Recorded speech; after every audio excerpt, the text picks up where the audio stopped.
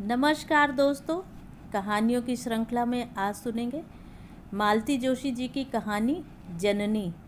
लेकिन उससे पहले मेरा आपसे विनम्र अनुरोध है कि अगर मेरे द्वारा सुनाई हुई कहानियाँ आपको अच्छी लगती हैं तो मेरे चैनल को सब्सक्राइब ज़रूर करें, लाइक करें और अपने दोस्तों और परिचितों में शेयर भी करें। बेल आइकन दबाना बिल्कुल भी ना भूलें। आज सुनिए जननी। सुचित्रा की 16वीं सालगिरह का जश्न चल रहा था। हॉल उसकी सहेलियों से भर गया था। गीतों की स्वर लहरियां और खिलखिलाहट छन छन कर मुझ तक पहुंच रही थी। गीतों के स्वर और शब्द दोनों ही अपरिचित थे, पर हंसी की भाषा तो सब जगह एक सी होती है, वही मन को बांध रही थी। उस आनंदोत्सव में शामिल होने का मन हो रहा था, पर संकोच के मारे कमरे में बैठी हुई थी। बच्चों के बीच यूं औचक पहुंच जाना पता नहीं यहाँ की संस्कृति में जायज़ है कि नहीं। मेरी देसी हरकत से माँ बेटी कहीं शर्मसार न हो जाएं, यही सोचकर कमरे में बैठी रही। तभी बहू विनीता कमरे में आई और बोली, मम्मी जी बाहर चलिए ना, केक कट रहा है। मैं तो इस बुलावे की प्रतीक्षा ही कर रही थी। तुरंत उठी, अलमारी में रखा बटुआ निकाला, उसमें रखी मखमल की डिबिया लेकर बाहर आ गई। यह तोहफा इसी दिन के लिए सहेज कर रखा था। मेरे बाहर पहुंचते ही तालियों की गड़गड़ाहट के साथ केक काटा गया। सब ने मिलकर हैप्पी बर्थडे टू यू गाया और फिर एक दूसरे को केक खिलाने का सिलसिला शुरू हो गया। स्वीटी, दादी को प्रणाम करो, विनीता ने कहा तो सुचित्रा दौड़कर मेरे पास आई और झुककर मेरे पैर छू लिए। मैंने उसका माथा चूमकर आशीर्वाद दिया और वह मखमली डिबिया उसे पकड़ा दी। Oh how cute! डिबिया खोलते ही वह किलक पड़ी और वह बूंदे उसने सबको दिखाए। उसकी सहेलियां पास में सिमट आईं और वह उपहार देखने लगीं। उसने परिचय करवाया, माय ग्रैंड मदर। सब ने हंसकर पलकें झपकाकर मेरा अभिवादन किया। तभी एक कन्या ने आकर मेरे पैर छू लिए और शुद्ध हिंदी में कहा, दादी प्रणाम। इंडियन हो? मैंने उसकी ठोड़ी छूकर पूछा, क्योंकि केश विन्यास और वेशभूषा उसकी एक सी ही लग रही थी। जी, मैं अमृता श्रीवास्तव। श्रीवास्तव कहते हुए उसे थोड़ी मशक्क़त करनी पड़ी। मुझे हंसी आ गई तो वह भी हंस दी। हंसते हुए उसके गालों में गड्ढे पड़ रहे थे। मैंने कहा, अमृता ही काफ़ी है, बड़ा प्यारा नाम है और तुम्हारे ये डिम्पल भी बहुत प्यारे हैं। वह शर्मा गई। उसकी वह हंसी, वह डिम्पल्स, वह शर्माना, मन में कुछ कौन सा गया। पूछना चाहती थी कि इंडिया में कहाँ रहती हो, पर मौका ही नहीं मिला। उसी समय किसी गेम का ऐलान हुआ और वह दौड़कर सहेलियों में जा मिली। उसका चेहरा रात भर मुझे हॉन्ट करता रहा। शायद वह एकमात्र भारतीय चेहरा था इसलिए, या कि बहुत सुंदर था इसलिए, पता नहीं।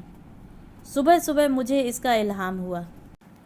विनीता, चाय पीते हुए मैंने कहा, स्वीटी की उस भारतीय सहेली को देखकर मुझे रात भर नींद नहीं आई। वह चेहरा बेहद जाना पहचाना सा लग रहा था। सुबह याद आया कि वह मेरी एक सहेली के चेहरे से मिलता जुलता है।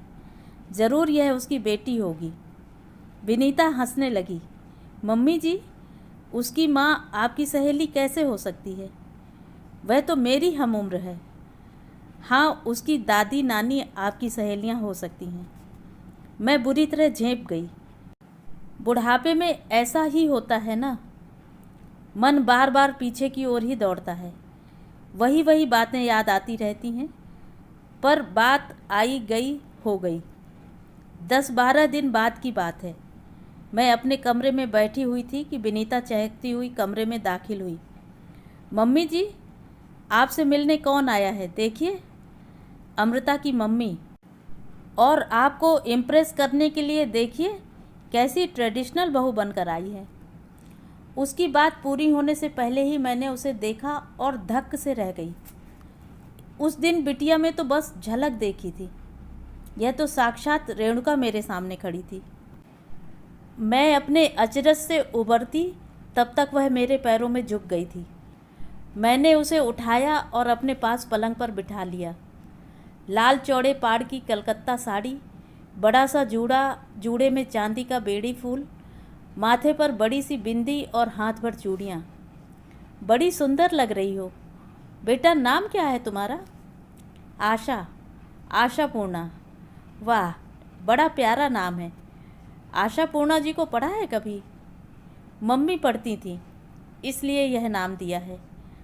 एक कारण और है, 12 साल बाद ही सही मेरे रूप में मम्मी की आशा पूर्ण जो हुई थी।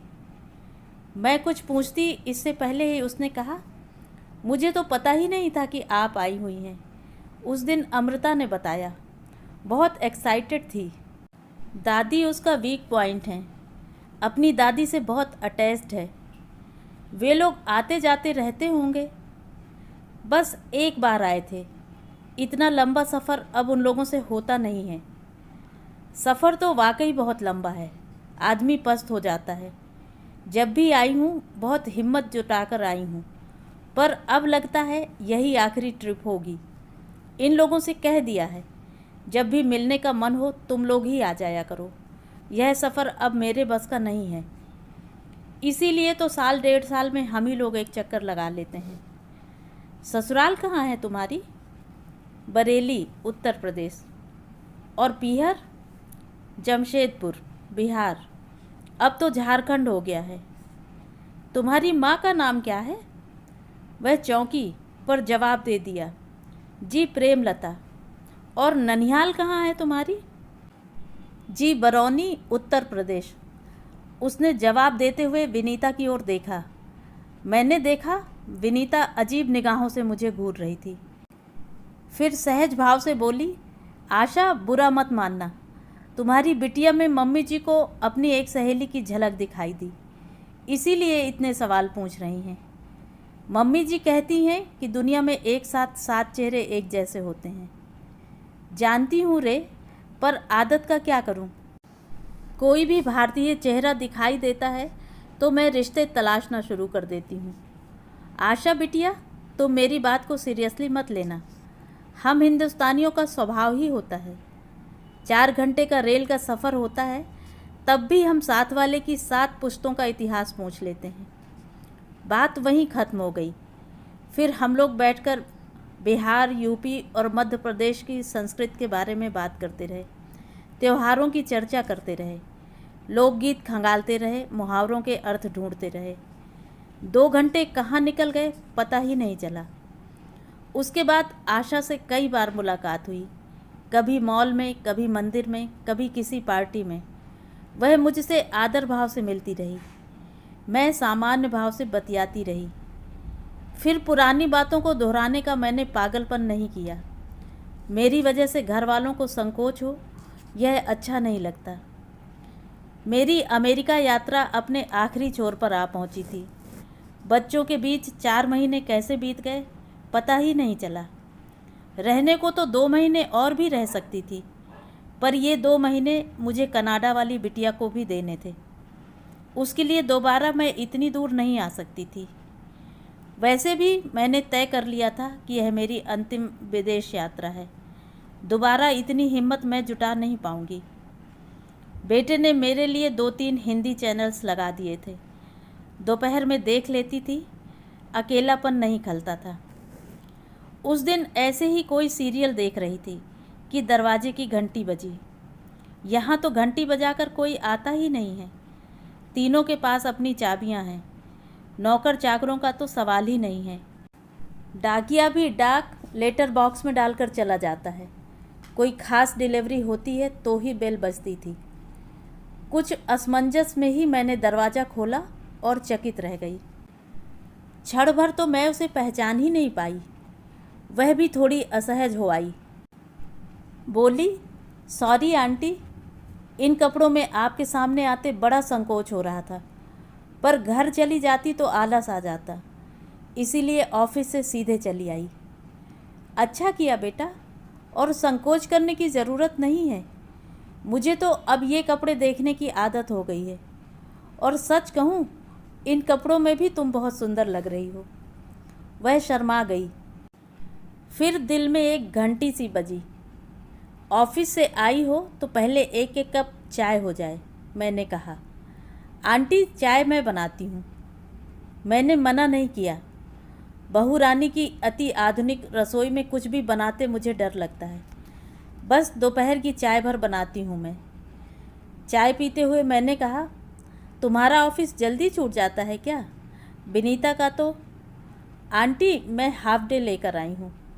पता चला आप वापस जा रही हैं। सोचा मिल आऊँ, पता नहीं फिर कब मिलना हो। अच्छा किया बेटे, बहुत अच्छा किया। मुझे सचमुच बहुत अच्छा लग रहा था कि वह मेरे लिए इतना समय निकाल कर आई है।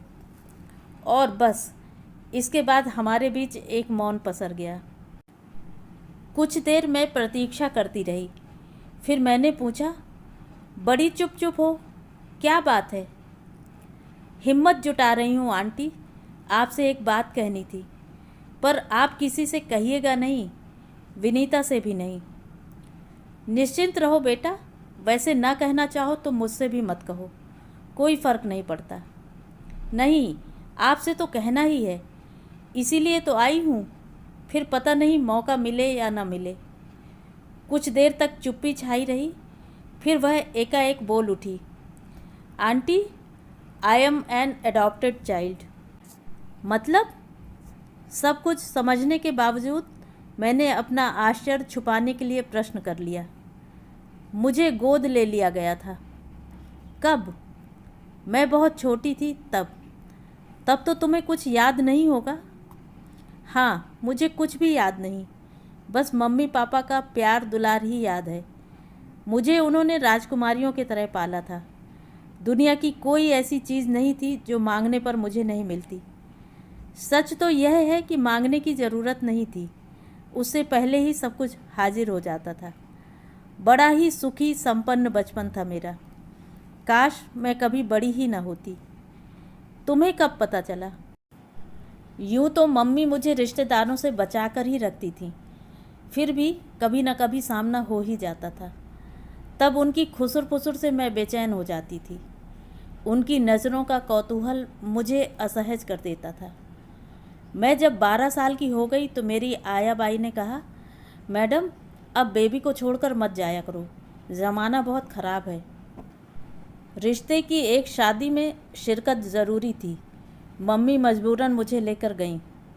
वहाँ उनकी एक दूर की बहन अरसे बाद उन्हें मिली। देखते ही बोली, प्रेमा, ये वही लड़की है ना? मम्मी जब तक उन्हें आंखों से बरसती वे आधा वाक्य बोल चुकी थी। मम्मी का इशारा पाकर सुर बदल कर बोली, कितनी बड़ी हो गई है ना? मम्मी एकदम बिफर गईं। तो बड़ी नहीं होगी क्या? 12 साल बाद मिलोगे तो बिटिया क्या उतनी सी ही बनी रहेगी? जानती हो, लड़कियां जल्दी बढ़ती हैं। वहाँ से लौटकर मैं एकदम गुमसुम सी हो गई थी। लोगों का अजीब निगाहों से घूरना और खुसुर फुसुर करना अब समझ में आ रहा था। अब समझ में आया कि मम्मी मुझे रिश्तेदारों से दूर क्यों रखती थी। 2-3 दिन तक मैं गुमसुम बनी रही। मैंने खाना छुआ तक नहीं। मम्मी पापा परेशान हो गए। मेरी एक ही जिद थी, मुझे सच बताया जाए। पापा बोले, तुम्हें एक दिन सच्चाई बतानी ही थी। हम सिर्फ ठीक समय का इंतज़ार कर रहे थे, तो चलो आज ही सही। यह सब सुनने, समझने, सहने की तुम्हारी उम्र नहीं है, पर मजबूरी है। सब कुछ सुनाने के बाद मम्मी ने कहा, बेटा, मैंने तुम्हें सिर्फ जन्म नहीं दिया है, बाकी वह सब दिया है जो मैं दे सकती थी। और हमारे पास जो कुछ है वह सब तुम्हारा है, इत्मीनान रखो। पापा बोले, देखो, सिर्फ जन्म देना ही महत्वपूर्ण नहीं है, असली बात है परवरिश, अच्छी परवरिश। हमने तुम्हें वही देने की कोशिश की है और करते रहेंगे। हम चाहते हैं कि तुम ऊंची से ऊंची तालीम पाओ और जीवन में खूब तरक्की करो। हम तो यह बात भूल ही चुके हैं कि तुम्हें हमने जन्म नहीं दिया। तुम भी भूल जाओ। जिन बातों को याद करने से दुख होता हो उन्हें भूलना ही बेहतर है। तुम भी यह सब भूलकर अपनी दुनिया में लौट आओ। खेलो कूदो, पढ़ो लिखो, पूरी ज़िंदगी तुम्हारे सामने है। उसे खुशगवार बनाने की कोशिश करो। और तुम जानती हो, तुम्हारी खुशी में ही हमारी खुशी है। पापा की इस समझाइश के बाद भी मेरी उदासी दूर नहीं हुई। मैं अपने आप को एकदम बहुत अकेला अनुभव करने लगी थी। आखिर एक दिन मैंने मम्मी पापा से कह दिया, अगर आप लोग मुझे खुश देखना चाहते हैं तो प्लीज़ मेरी एक इच्छा पूरी कर दीजिए। इसके बाद मैं आपसे कुछ नहीं मांगूंगी। बोलो, क्या चाहती हो? प्लीज़ मुझे एक भाई ला दीजिए। वे दोनों जैसे आसमान से गिरे। फिर थोड़ी देर बाद पापा बोले, इसका मतलब समझती हो? वह आने वाला तुम्हारे प्यार में भी हिस्सेदार होगा और जायदाद में भी। होने दीजिए पापा, जिनके यहाँ 4 बच्चे होते हैं वहाँ भी प्यार बँटता है और पैसा भी। फिर भी उन लोगों में एक रिश्ता तो होता है। मैं भी यही चाहती हूँ। कल को आप लोग नहीं रहेंगे तो कोई तो होगा जो मेरा अपना होगा। मम्मी पापा आज फिर से मुझे देख रहे थे। उन्हें ही नहीं, मुझे खुद लग रहा था कि इन 10-15 दिनों में मैं एकदम बड़ी हो गई हूँ, अपनी उम्र से आगे निकल गई हूँ। 1.5-2 साल इसी ऊहापोह में निकल गया। फिर उन्हें भी मेरी बात में तथ्य नज़र आया होगा। वे भी सोच रहे होंगे कि कल को मेरी शादी के बाद वे लोग एकदम अकेले पड़ जाएंगे। फिर उन्होंने 4 साल का एक प्यारा सा बच्चा गोद ले लिया। मम्मी बोली कि अब इस उम्र में बहुत छोटे बच्चे की साज संभाल मुझसे नहीं होगी। इस बच्चे को एक तरह से मैंने ही पाला है। पूरे 10 साल छोटा है मुझसे, पर वह मेरे जीवन का केंद्र बिंदु बन गया था। स्कूल का समय छोड़कर मेरा खाना पीना, सोना जागना उसी के साथ होता था। एक अजीब बॉन्ड था हम दोनों में। लगता था पिछले जन्म में बिछड़े हम इस जन्म में पुनः मिल गए हैं। इस कहानी के बाद कमरे में एक सन्नाटा सा खिंच गया था। वह एकदम मौन हो गई थी। मुझे भी यह सब आत्मसात करने के लिए समय चाहिए था। मैं चाय बनाने के लिए उठ गई और थोड़ी देर को उसको अकेला छोड़ दिया। उसे चाय का कप पकड़ाते हुए मैंने धीरे से पूछा, तुम्हारे ससुराल वालों को यह मालूम है? मैंने शादी ही इसी शर्त पर की थी कि सामने वाले को सब कुछ सच सच बता दिया जाए। बाद में पता चलने पर मुझ पर धोखाधड़ी का आरोप लगेगा तो मुझे सहन नहीं होगा। मैं तो शादी ही करना नहीं चाहती थी, पर मम्मी पापा का बहुत मन था कि उनके दरवाजे पर भी शहनाई बजे, बारात आए। फिर 2-3 रिश्ते कोई इसी कारण लौट गए, पर ये लोग तैयार हो गए। सास, ससुर और पति, बस तीनों को पता है। ससुर जी बोले, सबको बताने की ज़रूरत नहीं है। फिर 10 तरह की बातें होती हैं। मेरी ननंद को भी शायद पता नहीं है। तुम्हारे साथ उन लोगों का बर्ताव कैसा है? बहुत अच्छा, बहुत प्यार दुलार और आदर मान देते हैं। इसलिए मैं भी उनका मन रखने का भरसक प्रयास करती हूँ। वहाँ जाती हूँ तो सीधे पल्ले की साड़ी पहनती हूँ, सिर ढकती हूँ, चूड़ी, बिंदी, बिछिया सब पहनती हूँ। इसीलिए मैंने अपने बाल भी नहीं कटवाए, क्योंकि साल में एक बार जाना होता ही है। मेरे दोनों बच्चे भी वहाँ जाकर एकदम देसी हो जाते हैं।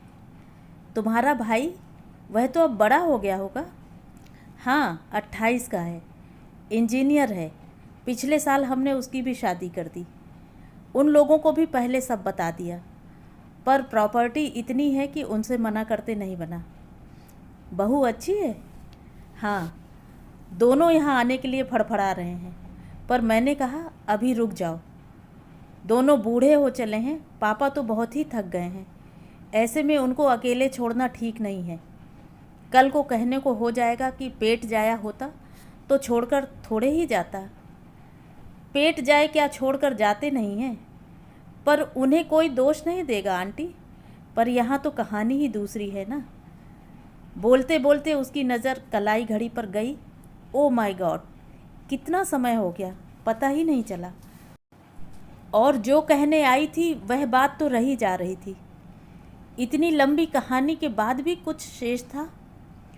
आंटी जी, उसने गला साफ करके कहा, मुझे और अमृता को देखकर आपको जिनकी याद आ गई थी, वे अगर कभी मिलें तो उनके सामने मेरा जिक्र मत करना। अब तक नाराज़ हो?